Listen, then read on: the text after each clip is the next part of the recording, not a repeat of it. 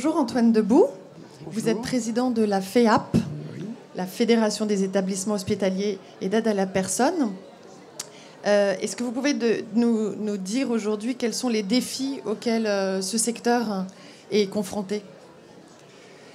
Alors, comme vous le savez, le domaine dans lequel nous intervenons est un domaine qui va du sanitaire, les hôpitaux, jusqu'au social, en passant par le médico-social, personnes âgées, personnes handicapées.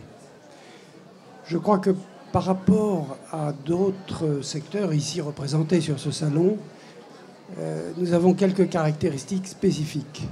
La première caractéristique, c'est d'être un secteur à forte intensité capitalistique. C'est-à-dire qu'il faut construire des bâtiments, ce qui nécessite des fonds propres, ce qui nécessite de l'argent. Donc c'est un secteur à forte intensité capitalistique.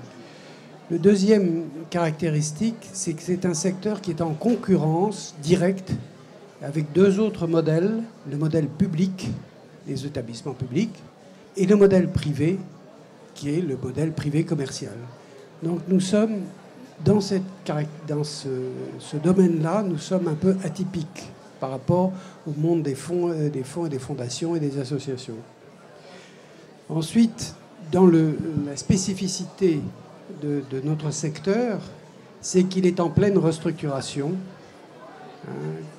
Donc c'est plus là les défis. Il est en pleine restructuration liée à l'arrivée, évidemment, des nouvelles technologies, liée aussi au fait d'un changement du modèle de prise en charge qui jusque-là se caractérisait par le fait de construire des bâtiments, alors que maintenant la prise en charge se fait au plus près de l'individu. Ce qui fait qu'il y a un changement de modèle. C'est l'individu, le parcours de vie, le parcours de soins qui est au cœur et non pas celui de construire des places où mettre les individus. Alors d'abord, sur l'importance des capitaux, comment le secteur peut-il remédier à ce fort besoin ?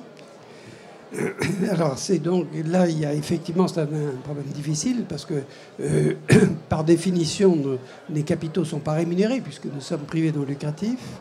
Donc, ça veut dire qu'il faut réactiver, d'une part, des modèles qui existaient de mécénat, d'appel à la générosité publique, et puis, d'autre part, d'intervenir avec des réflexions que nous avons avec le Crédit Coopératif, avec Uxibil, sur la possibilité de mise au point de produits financiers qui nous permettent d'investir. Alors, c'est effectivement un défi très important. Qui se rapproche du défi des associations et fondations. Qui est totalement dans le défi des associations et fondations. La seule caractéristique, c'est que pour nous, c'est plus important, parce que c'est des sommes très importantes. Quand vous construisez un hôpital, on n'en construit plus beaucoup, mais enfin, quand vous construisez un hôpital, ça ne se chiffre pas en millions, mais en centaines de millions d'euros. Donc, c'est effectivement un défi très important. Ouais. Et donc aussi un rapprochement avec d'autres structures. Oui. Alors, ça, c'est quelque chose sur lequel la FEHAP s'engage beaucoup vis-à-vis de ses adhérents.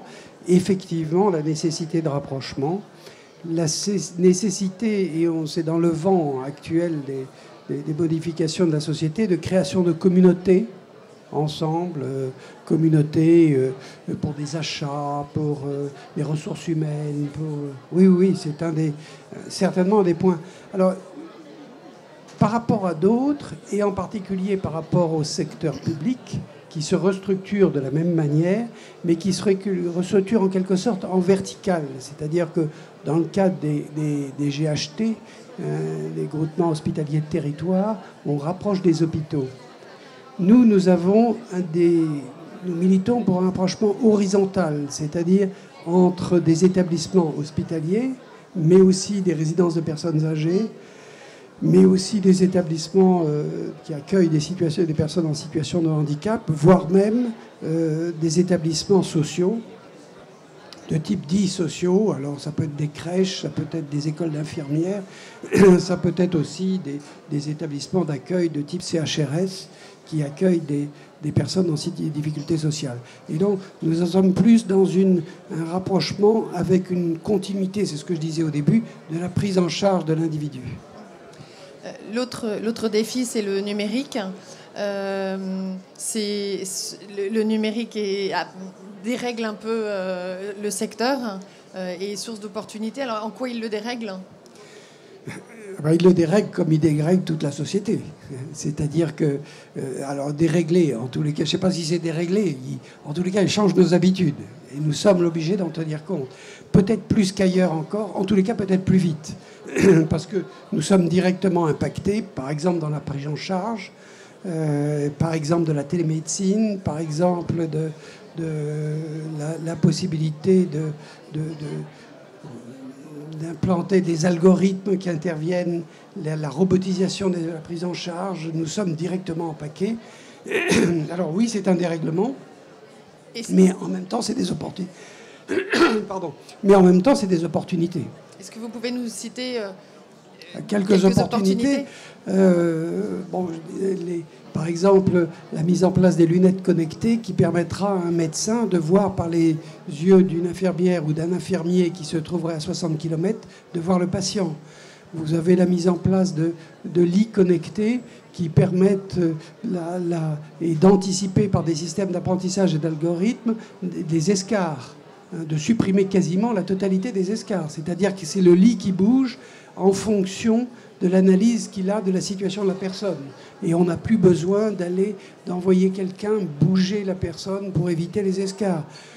Là, j'en ai deux qui me viennent immédiatement en tête, mais il y en a c'est pratiquement tous les actes vont être impactés. Très bien, très bien. Alors, il y a un point sur lequel j'ai oublié, je voulais insister aussi sur notre secteur, c'est la gouvernance. Un des défis de notre secteur, c'est aussi le fait de constituer des conseils d'administration.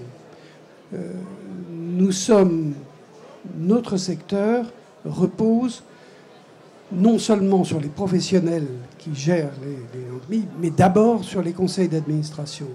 Et cette nécessité de mobilisation de ces bénévoles pour permettre la transition générationnelle. Mon obsession, c'est dans l'institution que je préside, c'est de m'assurer que la génération qui nous suit viendra prendre le relais bénévole dans les conseils d'administration.